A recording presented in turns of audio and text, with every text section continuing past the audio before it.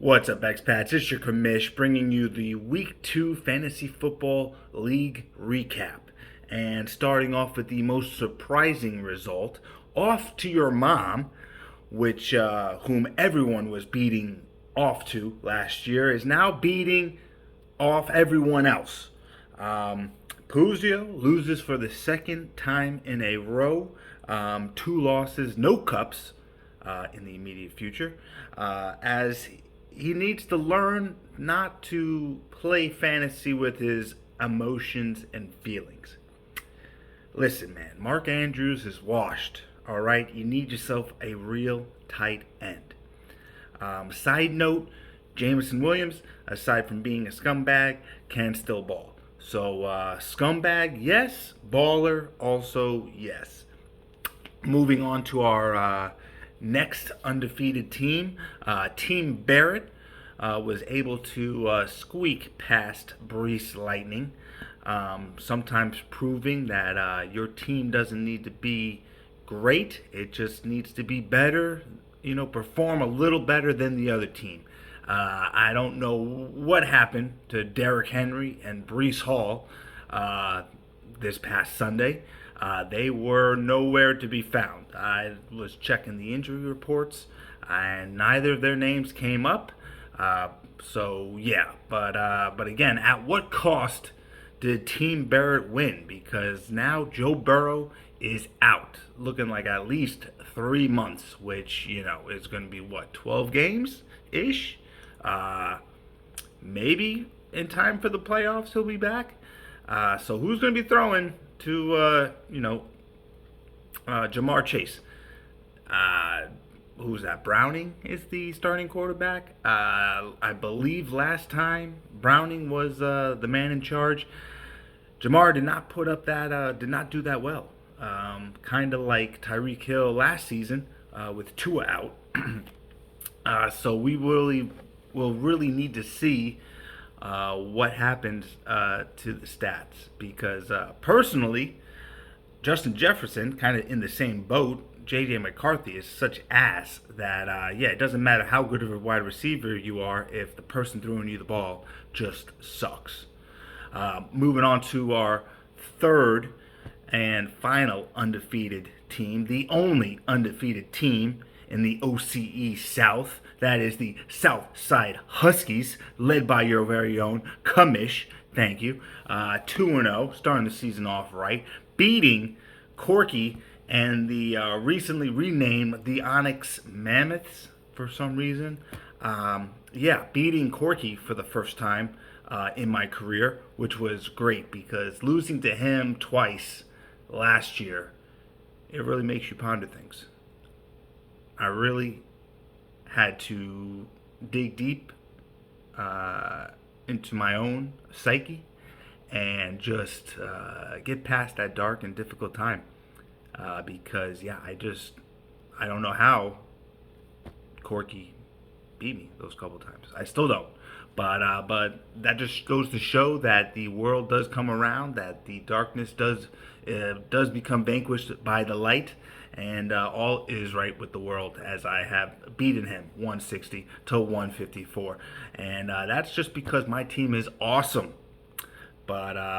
But regardless of it being so awesome, I am open to trades. In fact, there may be a blockbuster trade on the way. I'm pulling off my very own Adam Schefter right here, and I've got a feeling that a big trade could be on the way.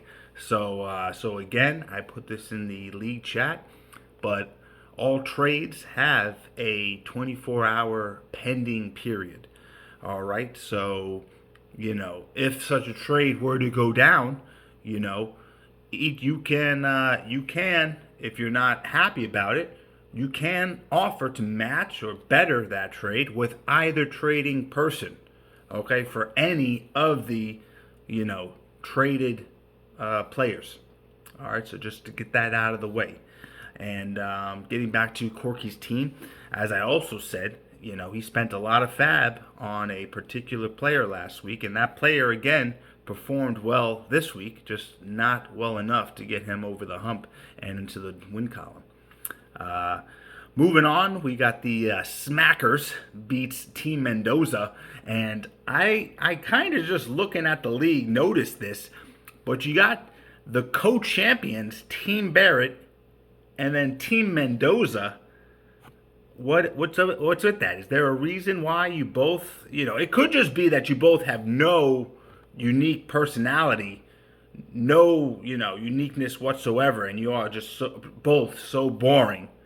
Um, because I can forgive Antonio for maybe not understanding, and just going with a very linear name, um, you know, language barrier, but Team Barrett, that's just better than the Barrett's 94, but not by much. And since their teams are so similarly looking, one can only wonder if there's any possible collusion going on.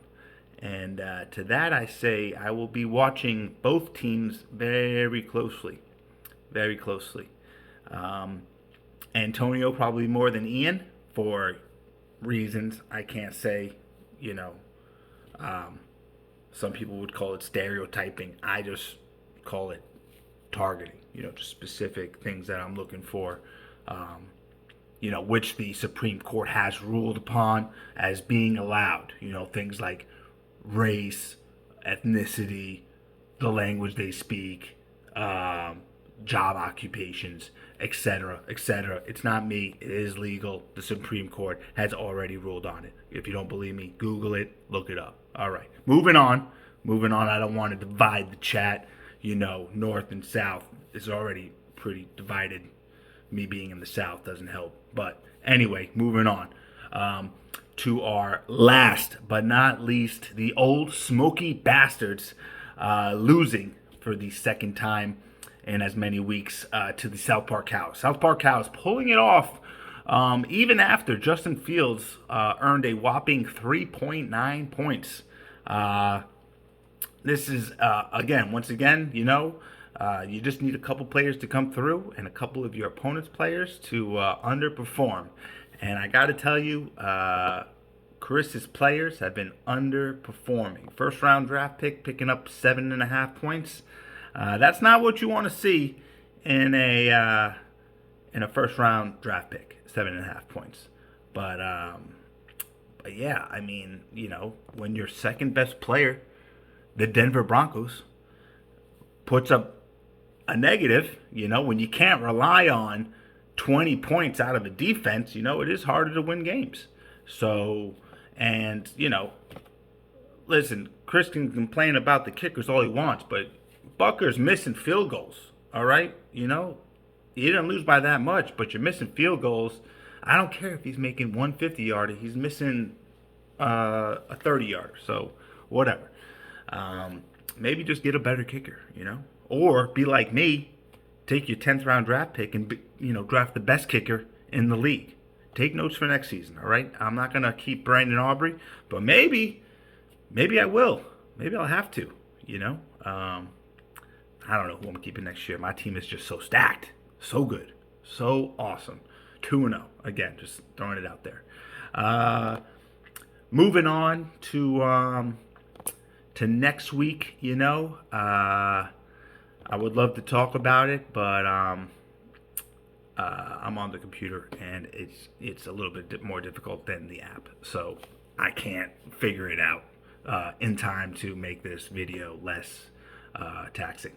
So that's all I got for everybody. Stay tuned. Possible mega buster trade going on, and for those not involved in any trades, hey, phones are open. Everybody's got a private message, a text away from improving your team. That's what I like to say. And today's waivers going through tomorrow at 3 a.m. Should be a little bit of motion. Don't be afraid to spend the fab, people.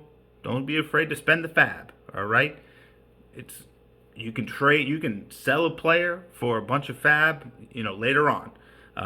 Trading deadline is again week 10, so we got plenty of time to throw some fab around, trade some players. Let's have some fun, some good old fashioned fun. Peace.